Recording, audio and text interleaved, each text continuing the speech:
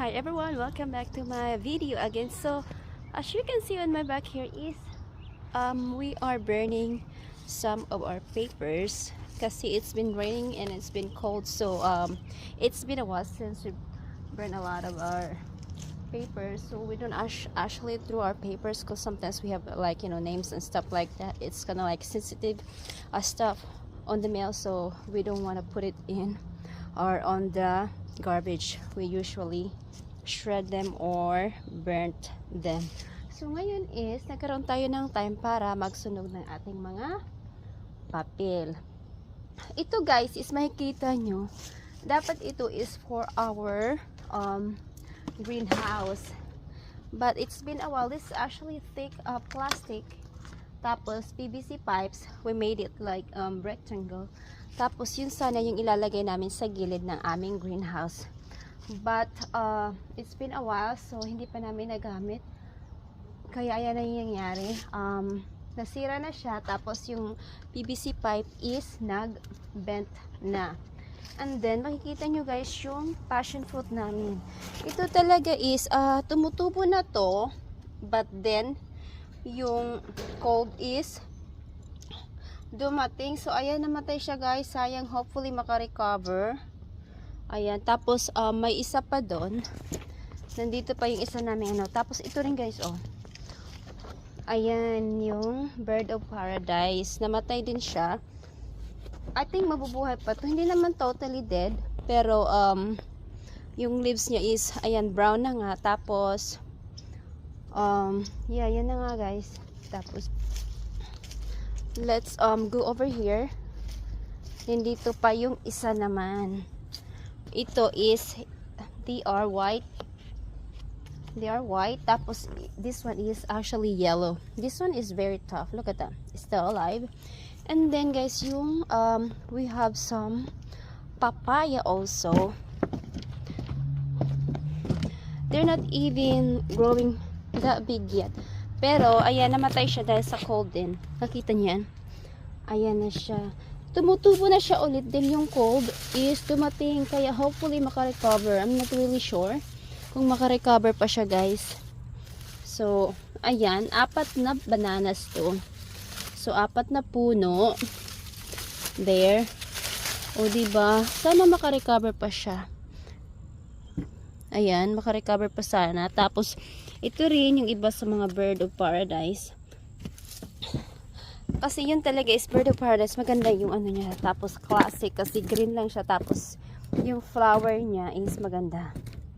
Ayan, lumalaki. Tapos yung yellow is one of our favorite kasi ang ganda ng flower. Tapos sana tayo. Ito, it's been a while since we cleaned the bath, kaya nga ngayon na mas maganda-ganda yung panahon is nagbabawas tayo ng mga basura. Tulad niyan, it's gonna go in the trash na kasi they're all messed up.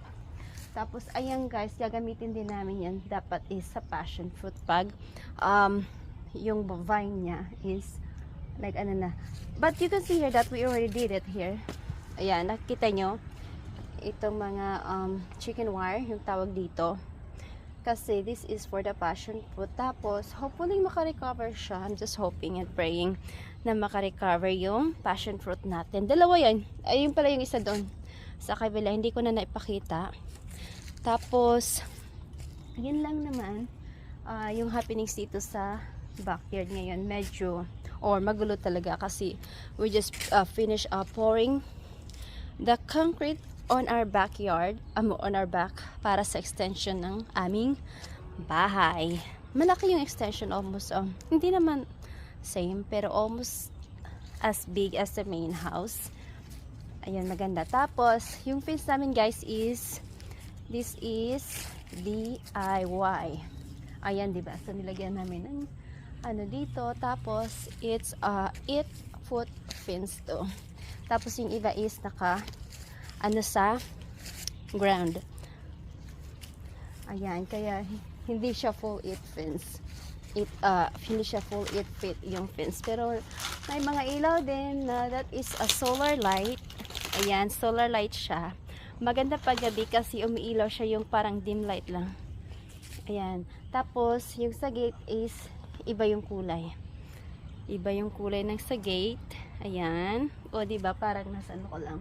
Maraming puno. Now, yung mga dahon is makikita nyo, hindi na siya green kasi nga malamig. Ayan. Tapos, maraming mga branches na dead na minsan is dangerous. Kaya kailangan is to be taken out of those big trees. Ayan guys. So, ayan. Continue lang tayo sa ating pagsusunog. Kasi marami pa tayong gagawin. Nag-ano lang ako na mag-ano ngayon kasi. Ayan. So, dalawa yung nilalagyan namin ng sunugan. Or dalawa yung sinusunugan namin. So, dalawa yung burn can namin. Ayan. O, diba? Para mabilis. Ay, nako. It's super mausok talaga. So, ayan guys. So, next time is actually, we are on the process of doing the backyard. Ayan lang guys for today's video. And of course, huwag niyong kalimutan na mag-watch, like, subscribe, and mag-comment na rin kayo sa baba natin. And I will see you guys on my next video. Thank you so much. Bye-bye.